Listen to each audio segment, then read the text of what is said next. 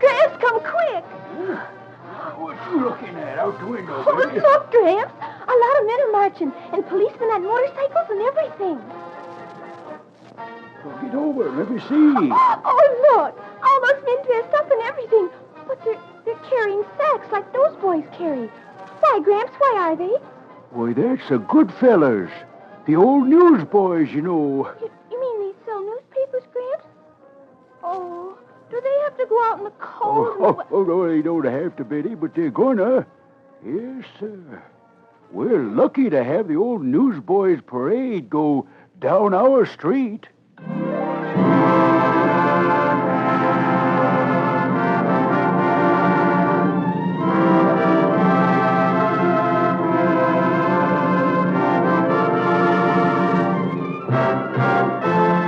Yes, it's Gramps and Betty again to tell you a story about someone down our street. Stories from life, from the diaries of your neighbors, down our street.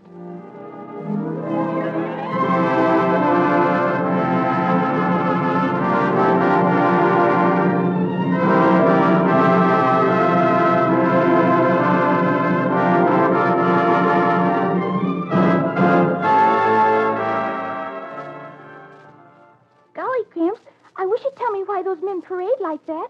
If they don't have to sell newspapers, then why do they? When it's so cold and snowy and everything. 'Cause they got big hearts, Betty. All them policemen will sell papers, too, to help out. Golly, that's wonderful. But I still don't understand Well, why you just listen, youngster, and I'll tell you a little story that'll make you understand, Okay. maybe. Of course, now, I ain't saying this story's word for word true, you understand, but 'twas told me as being how the Goodfellows got to be thought up. One of the things that led up to it, at any rate. Seems like way back long about the turn of the century, there was a boy. Name was Jim. Now, Jim was a boy of maybe 12 or so. One of a large family, a young one. Was he a newsboy, Gramps? I'm coming to that, so hold your horses. Well, Jim's mother was dead. And his pa was doing the best he could, running a little grocery store to make ends meet and keep the family together. Well, sir, one Christmas Eve, when little Jim come back from delivering some books. There you are, Mrs. Bundy. Well, now, I guess that's all, Mr. Brady. Oh, land sakes. I don't know how I'm going to get it all home. My boy Jim will carry them over for you. Yes, and I'll be glad to. Well, now, that's fine. I have some more things to do, but you can take 'em right to my house whenever you're ready, son. Let's see now. That comes to $3.80, ma'am. Oh, mercy. That much? Oh, well, I was going to have you put it on the bill anyway, Mr. Brady, like always. Yes, ma'am. On the bill, like always. Well, Jim will deliver it for you soon. Oh, fine, fine. Well, have a nice Christmas, Mr. Brady. Goodbye. Goodbye. Bye, Mr. Bundy. Oh, Jim. Haven't had hardly a cash customer all day. Everybody keeps on charging, seems like. Gosh, Pop, tomorrow's Christmas, and if we don't get in some money... Yes, I know, Jimmy. I've been thinking of that all day. Even the stock is getting so low, we won't have much to choose from for eating tomorrow. It's going to be a mighty lean Christmas. Look, Pop, I'll take this order, then I gotta get my papers or some other kid'll get my corner. Don't worry, Pop. I'll sell a lot of papers and bring home the money. Then we can get something for the other kids for their stockings before the stores close. Jim, for a young one, you're a mighty good boy. Seeing it's Christmas Eve, maybe you will make a bit of money with the papers. Now, you go ahead with that order, and then you can go to your paper cone. Well, little Jim went downtown, got his papers. Then he went to his special corner at Grand Circus Park. The night blew up mighty cold and snowy. The wind made Jim shiver, but he kept on till he had most of his paper sold. When he got down to just 3, he stood counting the money.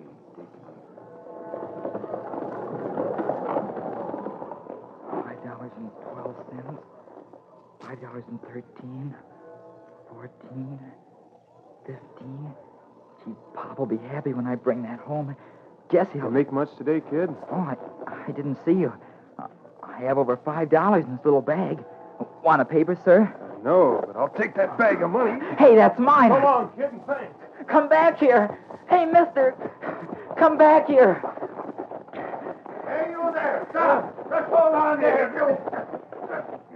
Let me go, officer. Please. Are you chasing them, Sonny? Yes, Mr. Clancy. Oh, sure, Jimmy. Now then, what's this all about, me good fellow? Now, please listen to me. I've got a kid, a little boy. I can't stand having him see an empty stocking tomorrow. Is that so now? What's that got to do with Honest, I'm broke. My wife's sick. No, what's the use? Well, Jimmy, lad, sure, and I can't get much from this one. Maybe you could tell me what he's been up to. Why were you chasing after him? Look, kid, I lost my head. I'm sorry. Oh, it's all right, Officer Clancy. I guess you scared him grabbing him like that. I was just chasing him... Well, because he forgot to take his paper.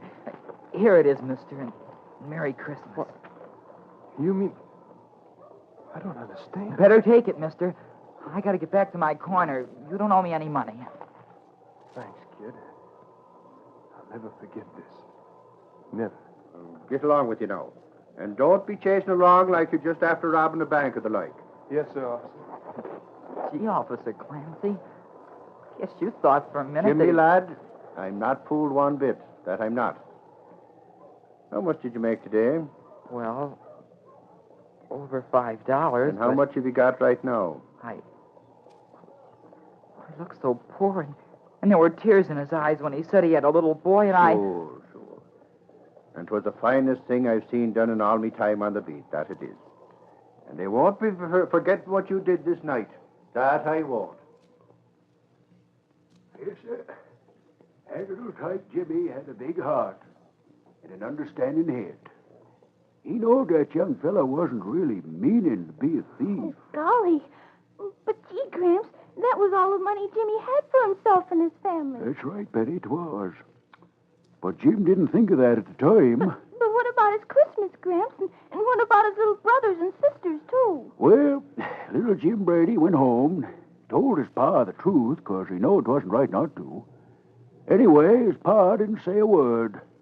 Not one word of scolding. Just looked at him with eyes that was sort of wet around the edges. Then, with a pat on the head, he sent the little dyke off to bed with the rest of them. Golly. Little Jim was still young enough to have hopes at Christmas time, so before he got into bed, he hung up stockings. One for each of the others, one for himself. Being careful to pin the holes together in the toes so anything that might be put in them wouldn't fall through. Bright and early the next morning, Jim hopped out of bed, real quiet so as not to wake the others, and sneaked into the little front room where the stockings was all hanging up near the stove. Well, poor youngster couldn't hold back the tears when he saw them stockings. They was still empty.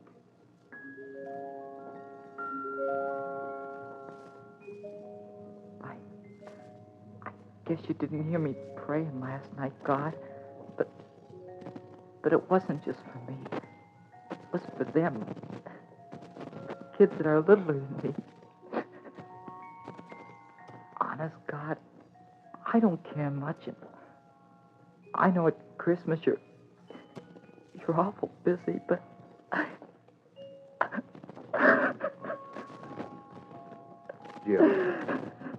Jim, son.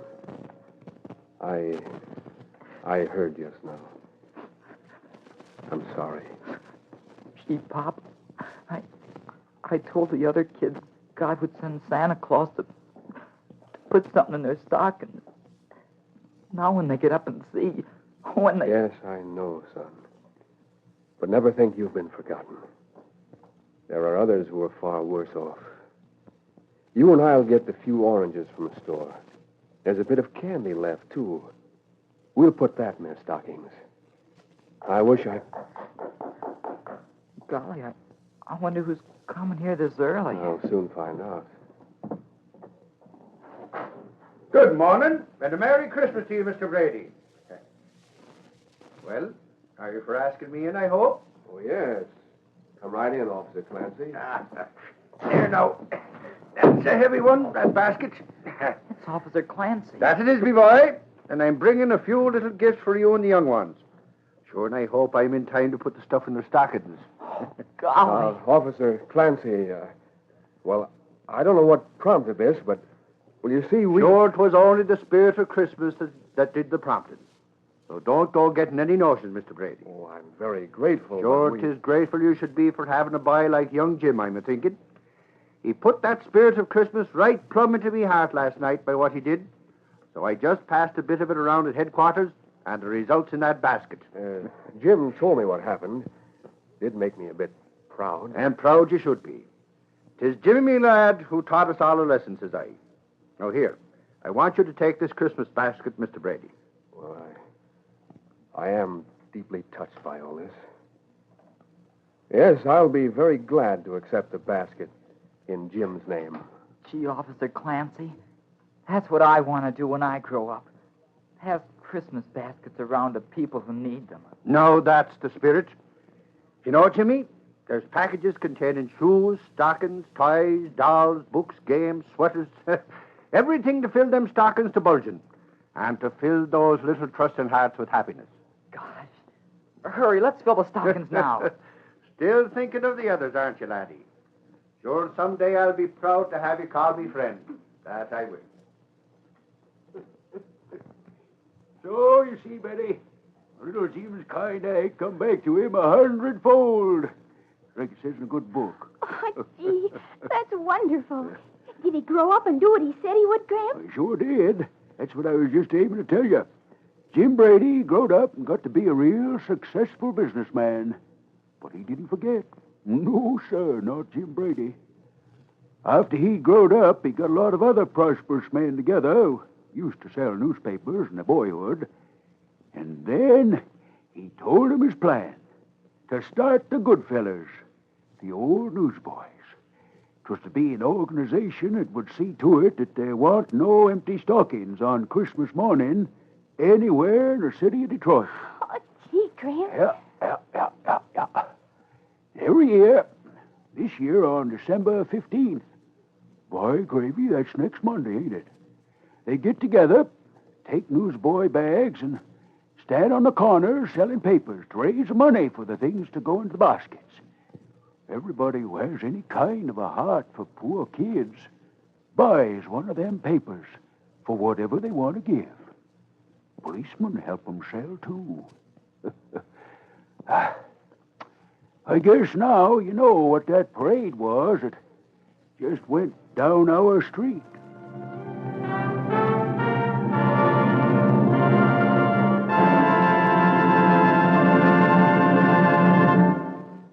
Yes, Jim Brady really started something when he organized the Goodfellows.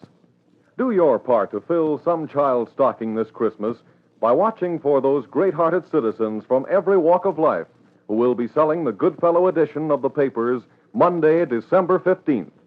Give as much as you can afford for a paper, so there'll be no empty Christmas stockings in any home, no forgotten children at Christmas time in your city of Detroit.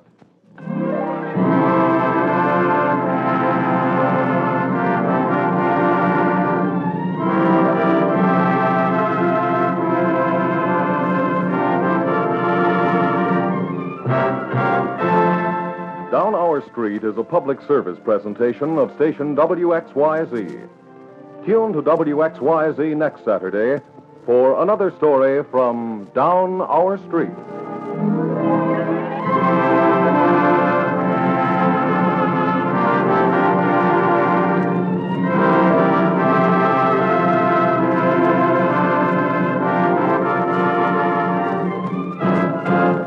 This is the Michigan Radio Network.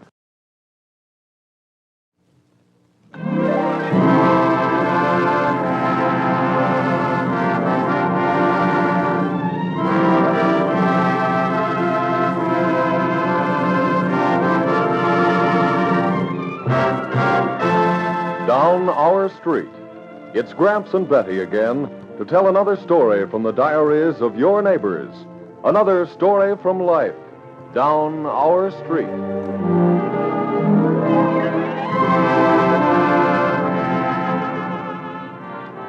Betty, see that young fellow walking down our street? Yeah? With his wife? Uh-huh. Pretty young thing, ain't she? Oh, yeah. And there's a young fellow we can all be proud of.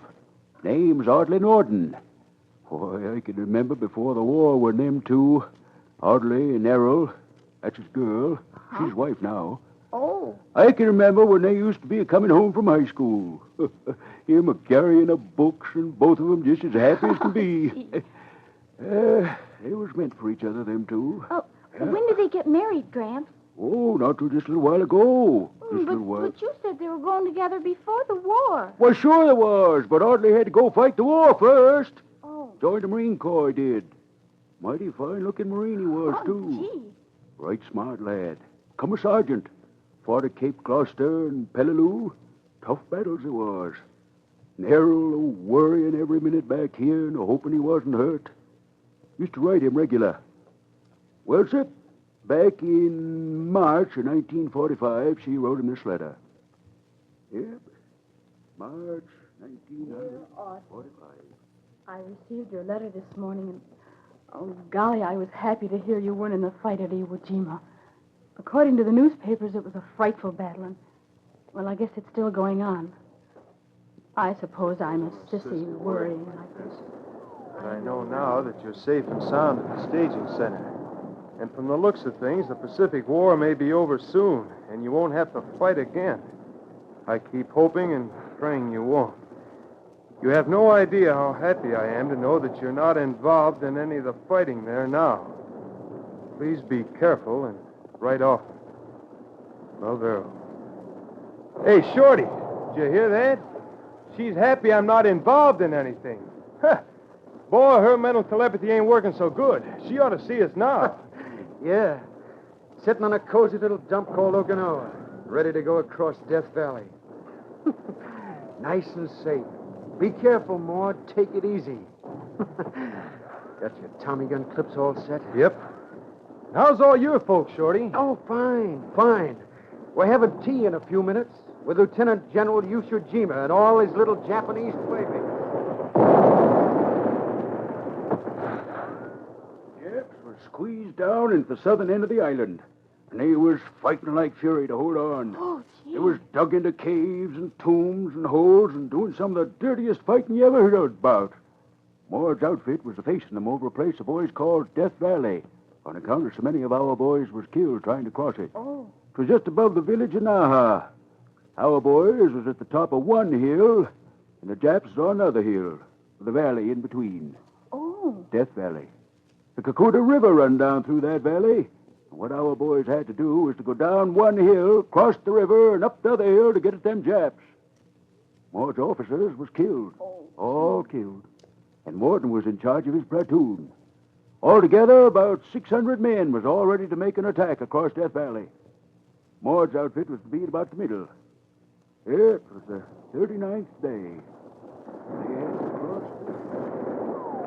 Shorty, you stick close by me in case we need a runner for messages. What do we need a runner for, Maud? We got a radio? Never mind, you just stick by. Okay. Hey, this is rough stuff to walk on. All these rocks. Keep down, will you? Yeah. Hey, look at that sleazy-looking little creek. They call that a river? Keep down, will you? Yeah. Hey, these bees are made from lead, hey? Yeah. First the snipers and the mortars. Come on, keep moving, men. Keep your gear up high, men. Don't let the water get in it. We're halfway now. All right, get over fast. You're in the open here. Faster. Faster. Shorty, you watch that radio. You're getting it wet. Hurry up, man. Brother, that was slippery going. Watch out for snipers, men. Keep covered. Shorty, how's that left flank? Yeah, they're right with us. About 300 yards of them. Up the hill now. Watch it, fellas. Get ready to duck for cover. Easy now. Hey, up ahead there. Stay back with us. Easy. Cover! Cover! Down! Hold it slow. It's a machine gun behind us. Down! Get down! Yeah. My God. That's the men over on the left there. It's an ambush. The gun in back of us is laying it on. Got about 7 of our men over on the left. Some on the right, too. They got us trapped, Mord. Must be in one of those caves behind us. Get the command post on the radio, Shorty. Yeah. CP. CP! Come in, CP. We need some corpsmen. There's wounded here. CP! It's out, Mord. The radio is out. What's wrong here, Morton? I crawled over I to got see- about 10 of my men, Captain. Our radio's out. Gotta get these wounded men back. Our radio's out, too, Morton. We lost about 20. I'll go back to CP. Oh, you'll expose yourself if you do. They'll get you, too. No, they won't shoot at me alone. Gotta have a bigger target than just one man. I'll go with you. You stay here. If you can get through, I can, too. All right, come on. Keep your eyes open, Shorty. Maybe we can spot where that gun is. That's tough, pal. They ain't kicking up no dust in those rocks. Keep your eyes open anyway. There it is. Where? I see him. In that cave. Yeah, there might be two of them. I can't see inside, but it sounds like two. Yeah, I'll pour a burst out of my gun inside and see what happens. Yeah, there's two of them in there. Shorty, you skirt around the mouth of the cave. Run up the command post and get a demolition man. I'll stay here and see if I can keep him busy. Okay, Mord. Watch yourself now. Toss a couple of grenades in there to give him something to think about in the meantime. Here. How about that, you nips? Did that take care of you? Uh-oh. Too far in to get with a grenade. I'd better wait it out till the demolition man shows up.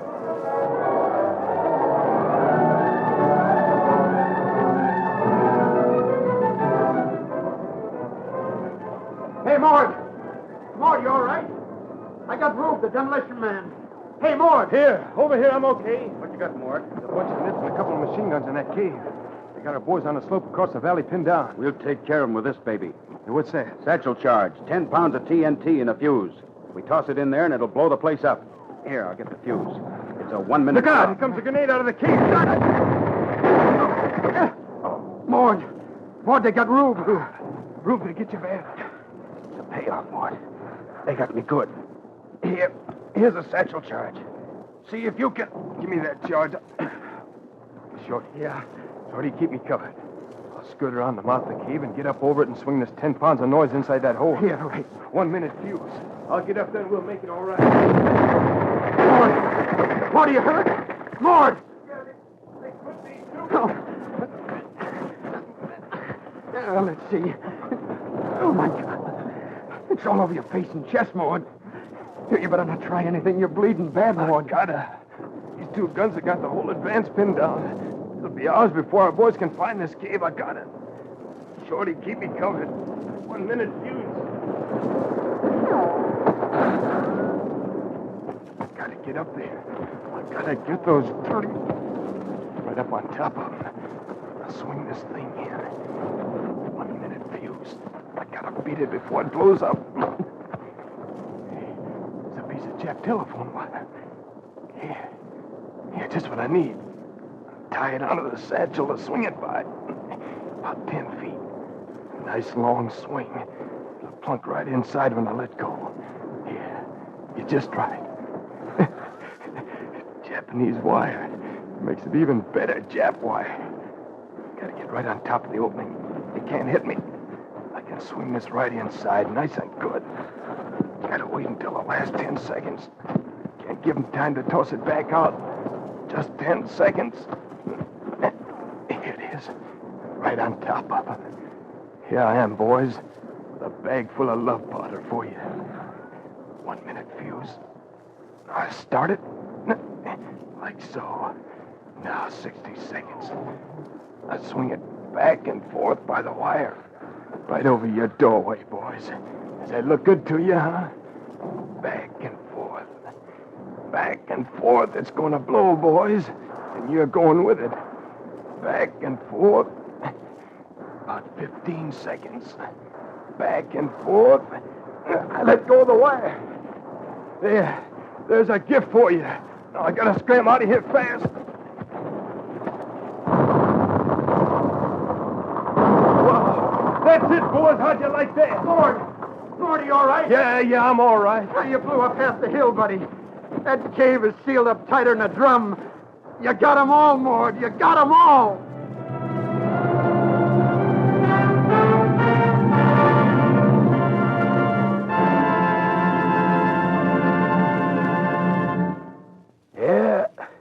Maud got him.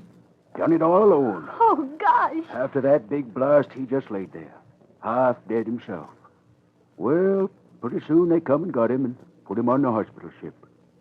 Do you know how many men that boy saved from getting deadly machine gun fire in the back? How many? 600 men. Oh, 600. Maud got the Purple Heart. Gee. Then one day, they gave him a Silver Star. That's a mighty important award, Betty. Only goes to the bravest men for heroic action. Maud listened while I was reading a citation from General Geiger. And he was thinking of Errol back home. Because that was the last battle. And Maud didn't have to fight anymore. Yep. The citation said some mighty fight.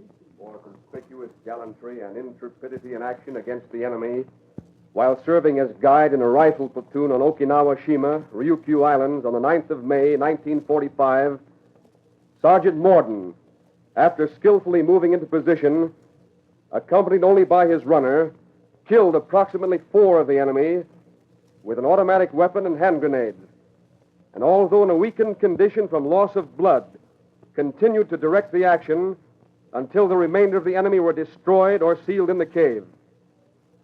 Sergeant Morden's professional skill and heroic actions were in keeping with the highest traditions of the United States Naval Service.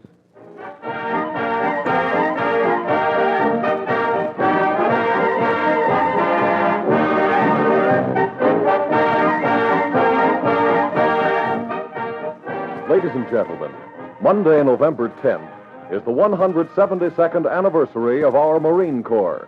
172 years of the grandest tradition to be found anywhere in this world. The history of the proudest body of fighting men in the world is crammed full of glorious victories and achievement.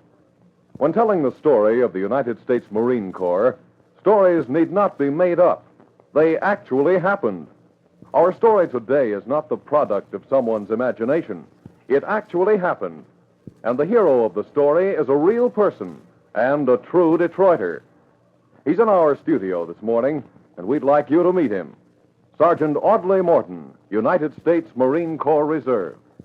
Well, thank you, Mr. Foy, and thanks to all your cast. They sure did a fine job of that Okinawa story. And there's a word I'd like to say at this point. It's about the Marine Corps Organized Reserve. I've joined it, and I heartily recommend every good American give it some thought. It's a great outfit to belong to. I'm holding my rating and hope someday to earn a commission in the reserve. And we're sure you will, Sergeant Audley Morton. Best of luck.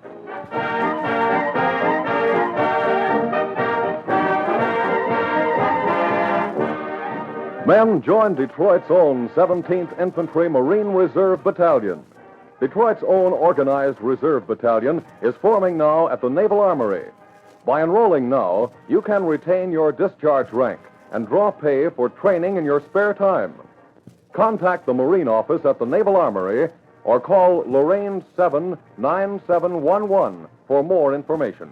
That's Lorraine 79711. Come on, man. Be a Marine.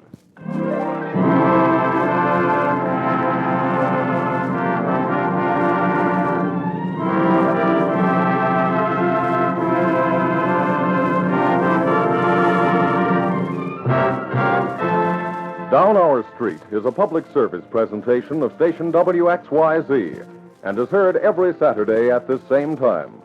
So tune to WXYZ again next Saturday for another story by Gramps and Betty.